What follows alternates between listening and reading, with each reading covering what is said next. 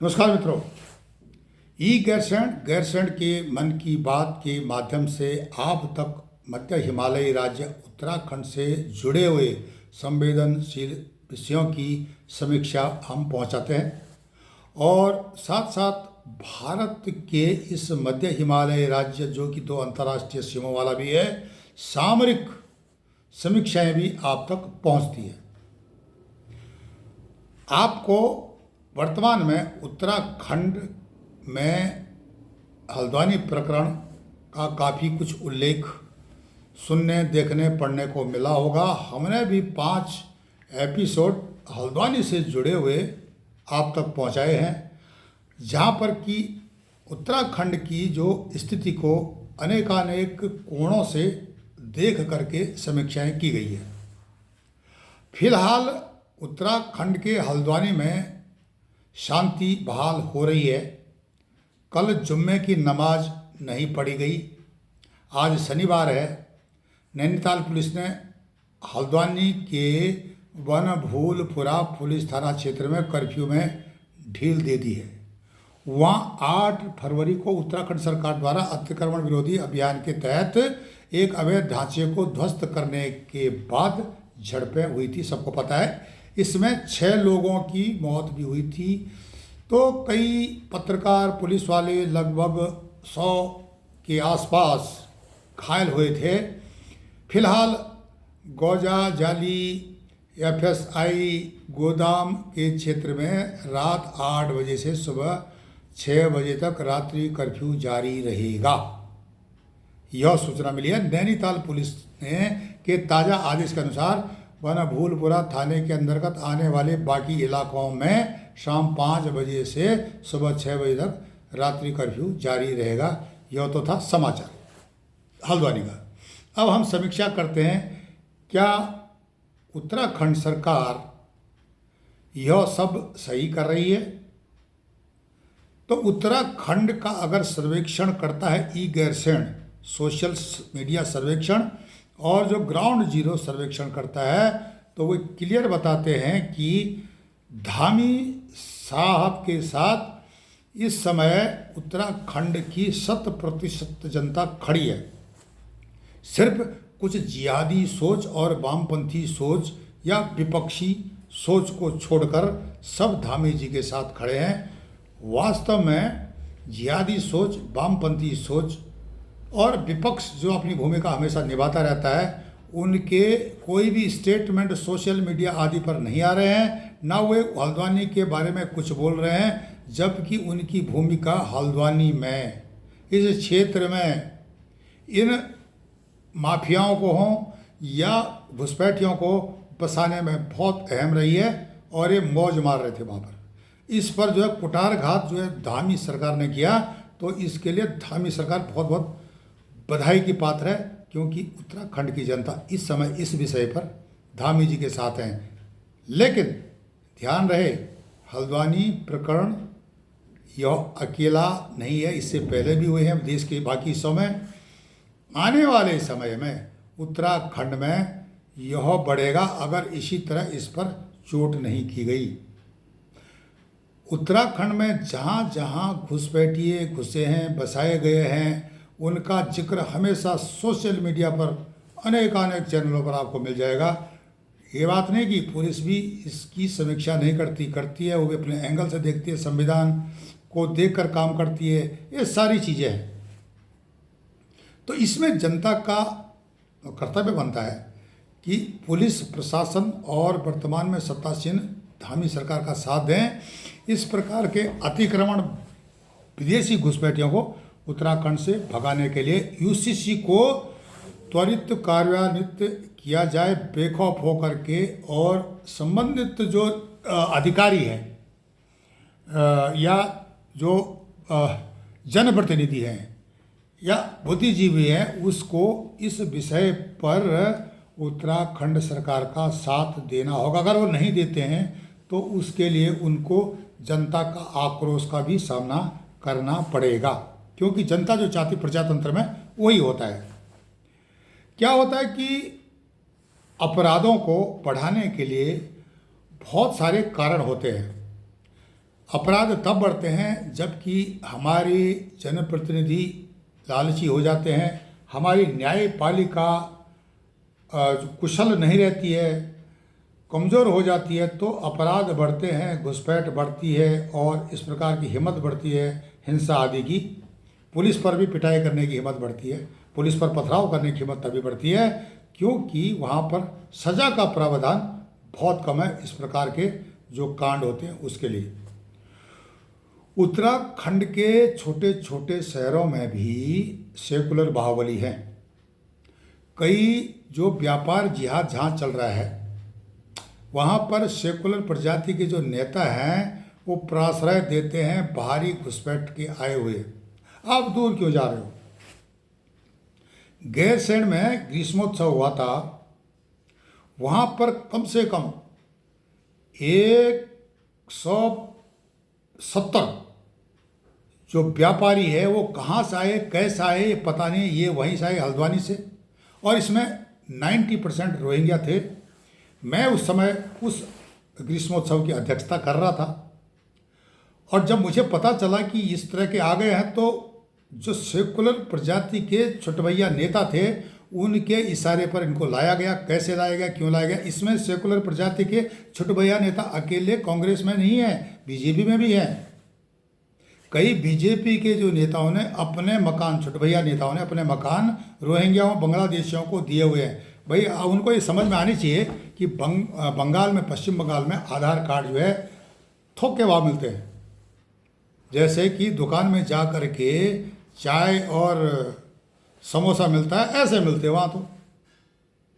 तो ये जो है बांग्लादेश से लोग आते हैं, बीएसएफ लगी हुई है, पर कई मामलों में बीएसएफ भी कुछ नहीं कर सकती है।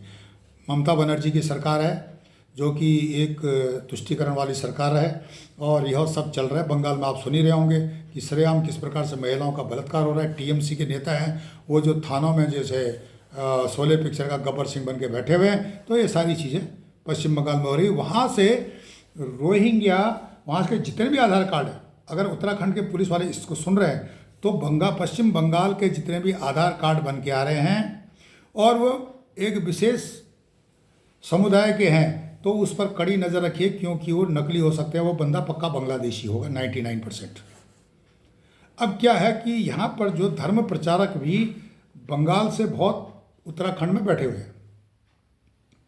उत्तराखंड का जो धामी सरकार है, उत्तराखंड की धामी सरकार इस पर नज़र नहीं रख सकती अकेले। इसके लिए पुलिस और प्रशासन को भी उनका साथ देना पड़ेगा। अगर पुलिस वाला उसका आधार कार्ड दे करके उसको बोलते हैं आजा भाई उत्तराखंड में, यू आर वेलकम, तो उसकी सबसे बड़ी गलती है। इस पर इंक्वायरी होनी चाहिए और सरकार को, अगर वो कानून के हिसाब से, संविधान के हिसाब से सही बताता है तो सरकार को इस पर नया कानून लाना चाहिए विधानसभा में कि इस प्रकार के जो भी है वहाँ जिस प्रकार से अवैध जो आधार कार्ड बन रहे हैं पश्चिम बंगाल में और उनको थाम करके पूरे ये जितने हैं जिहादी सोच के लोग कट्टरपंथीकरण, रेडिकलाइजेशन करना चाहते हो। स्पेशली जो पहाड़ी मुसलमान बड़े शांत हैं, वो बहुत अच्छे लोग हैं। वो क्या है कि उन्होंने इस प्रकार का रेडिकलाइजेशन नहीं हुआ है, पर लेकिन जब से रोहिंग्या बांग्लादेशी वहाँ घुसे हैं तो नई पीढ़ी का रेडिकलाइजेशन, कट्टरपंथीकरण हो गया है। जबकि पश्चिम के देश हों या अरब देश हों, वहाँ रेडिकलाइजेशन से जो है नफरत कर रहे हैं लोग कि हमें कट्टरपंथीकरण नहीं चाहिए, इससे बहुत कुछ हो गया, बहुत बर्बाद हो गया। भारत में, बांग्लादेश में, पाकिस्तान में यह सब चल रहा है। यहाँ तक कि अफगानिस्तान भी लिबरलाइजेशन की ओर चल रहा है। वहाँ पर भी काफ़ी अच्छी सोच डेवलप हो रही है, लेकिन ये कभी नहीं सुधरेंगे। भारत, पाकिस्तान, भारत के पूरे नहीं, कुछ मॉडरेट हैं तो अच्छे हैं, और जिनको शिक्षा ही नहीं हुई है और जिनका जो है रेडिकलाइजेशन, जैसे बांग्लादेश आए हुए लोगों ने जिनको शिक्षा दी है, तो वो तो हो गई, कट्टरपंथीकरण उनका हो गई। इस पर भी धामी सरकार को 4 कदम आगे आकर के कार्रवाई करनी पड़ेगी। पुलिस को अधिकार देने पड़ेंगे कि अमुक राज्य से आया हुआ आधार कार्ड क्या सही है या डुप्लीकेट है। वहाँ आप 1000 रुपया, 1500 रुपया, यहाँ तक कि कश्मीर में भी जो है 1000 रुपया, 1500 रुपये में आधार कार्ड बन जाते थे। इनके सेट हैं। और भारत का जो है ना, ये जो साइबर क्राइम, इसको भी इस पर ध्यान देना पड़ेगा कि आधार कार्ड किस पर बन रहे हैं, इसके जो है एक दो को बीच में डालिए, इनका सर्टिफिकेट कहाँ के क्या है, ये सारी कहानी अपने आप बाहर निकल कर आएगी। तो ये सारी चीज़ें हैं गांव में, ये इतनी बारीक चीज़ें गांव के लोगों को पता नहीं होती है। वे तो बिल्कुल साधारण लोग होते हैं, सिंपल लोग होते हैं, सीधे लोग होते हैं, और उनको बेवकूफ़ बनाने में इनकी अहम भूमिका होती है। उत्तराखंड के गांव में आजकल जो मकान बनाने वाले प्लम्बर हों या जो वेल्डर हों, कबाड़ बीनने वाले हों या जो फेरी वाले हों, एक किस तरह से जिहाद करते हैं, मैं आगे आपकी सेट में बताऊंगा आपको एक एक करके कि कबाड़ी किस प्रकार करता है, आपकी सिक्योरिटी, आपकी सामरिक शक्ति को नष्ट करता है। उसी तरह से जो फेरी वाला क्या क्या करता है, उसकी इनकम तो 100 रुपया, लेकिन वो खर्चा उसके 1200 रुपये, 1000 रुपये है, तो वो बीच में जो बैलेंस कहाँ से आता है, पैसा कहाँ से आता है, ये मैं कई बार बता चुका हूँ। उत्तराखंड सरकार ये सोचना चाहिए, सोचना पड़ेगा छोटे छोटे टाउन्स में, मैं नहीं कर रहा हूँ किसी पार्टिकुलर टाउन की। यहाँ पर पिथौरागढ़, बागेश्वर, टनकपुर, अल्मोड़ा, गैरसैंण, चौखुटिया, थराली या जो माशी, रानीखेत, अल्मोड़ा, गौचर, चमोली, नंदप्रयाग, कर्णप्रयाग, देवप्रयाग, ऋषिकेश के आसपास का इलाका, अगस्त्यमुनि, रुद्रप्रयाग का पूरा इलाका, ये लोग इतने कहाँ से आए। यहाँ पर छोटे छोटे बाहुबली हैं जिनके तार जुड़े हुए हैं, जो मैदानी क्षेत्रों में बाहुबली बैठे हुए हैं, और सिर्फ कई कई का काम तो एक ही काम है, या तो फेरी करना, कूड़ा कबाड़ा उठाना, पहाड़ में बेचना, और उसके लिए उनको हवाला का पैसा भी मिलता है। बशर्ते सब जानते हैं पर लेकिन प्रूव नहीं है, प्रूव इकट्ठा करने के लिए टाइम लगता है, मैन पावर लगती है। ये सरकार को ये सब करना पड़ेगा। उत्तराखंड में ये सब चल रहा है, इसके लिए भी लोगों को, प्रशासन को, पुलिस को धामी सरकार का साथ देना पड़ेगा। अगर इसका कोई विरोध करता है, इसका जो अभी जिस चाल से धामी चाल बोल सकते हैं उत्तराखंड में चल रही है, यह बहुत ही सुंदर है, और हम समझते हैं कि उत्तराखंड बच जाएगा। अगर यह उसको लगातार जारी रखा जाए योगी मॉडल पर, तो उत्तराखंड बच जाएगा, पूरी संभावना है। लेकिन हम हल्द्वानी को लेकर के बैठ जाते हैं तो ये हमारी बहुत बड़ी गलती होगी, हम उत्तराखंड को फिर नहीं बचा पाएंगे। इसके लिए अब आप देख सकते हो हल्द्वानी में जो हरकत हुई, तो उसके बाद पूरे उत्तराखंड में हरकत शुरू हो गई है। कई जिहादी सोच के लोग और जो उनको सह दे रहे थे वो चुप हो गए, और जिहादी चुपचाप भागना शुरू कर दिया कई जगह से, या जिनके पास पैसा बचा हुआ है जो समेटना धीरे धीरे अब शुरू भी कर दिया है। ये समझ गए हैं कि आने वाला समय इनके लिए उत्तराखंड में ठीक नहीं है। मैं पहले भी बता चुका हूँ कि उत्तराखंड की जनता चाहती है बद्रीनाथ, केदारनाथ, यमुनोत्री, गंगोत्री 4 धाम से अधर्मियों को हटाया जाए। 5 प्रयाग, विष्णुप्रयाग, नंदप्रयाग, कर्णप्रयाग, रुद्रप्रयाग, देवप्रयाग से जिहादियों को हटाया जाए, और जिस प्रकार से हरिद्वार में रोहिंग्या बांग्लादेशी भरे हैं, इनको भी यहाँ से हटाया जाए, इन पर सख्ती की जाए। सरकार इनको कहीं भी ले जाए, कहीं भी बिठाए। कुछ JNK से आकर के बैठ गए रोहिंग्या बांग्लादेशी, जम्मू से। कुछ उत्तर प्रदेश में जब योगी सरकार आई तो उसके बाद धीरे धीरे घुसे, वहाँ पर पूछने वाला कोई नहीं था। इनको बसाने में सेकुलर प्रजाति की जो राजनीतिक पार्टियां हैं उनका बहुत बड़ा योगदान रहा है, वामपंथियों का, और इनका तो गठजोड़ी है भारत में। साथ साथ इनके पीछे जो मैनेजमेंट था, इनको ट्रेनिंग देने वाले थे, ISI के स्लीपर सेल थे, तो ये इनकी जड़ें काफ़ी मजबूत हो गई, इनको उखाड़ना इतना आसान नहीं है। इसलिए जो है यह कठिन परीक्षा का समय है धामी सरकार को। अगर धामी सरकार इस परीक्षा में पास हो जाती है तो उत्तराखंड से कोई भी जिहादी बचकर नहीं जा सकता है, न चीन आने वाले समय में उत्तराखंड पर बुरी नज़र काट सकता है। आप हमारे चैनल ई-गेशन को लाइक करें, सब्सक्राइब करें, कमेंट्स करें और शेयर करें। और हाँ, ज़रूर इस चैनल के माध्यम से कैसे उत्तराखंड में भूमि जिहाद, लब जिहाद, फेरी जिहाद, नशा जिहाद, व्यापार जिहाद हो रहा है, टुकड़े टुकड़ों में आपको हम बताएंगे। आप हमारे चैनल पर बने रहें, आपकी कमेंट्स ज़रूर लिखें, और उत्तराखंड को बचाने का आप सोशल मीडिया के माध्यम से भी प्रयास करें। तब तक के लिए नमस्कार, धन्यवाद।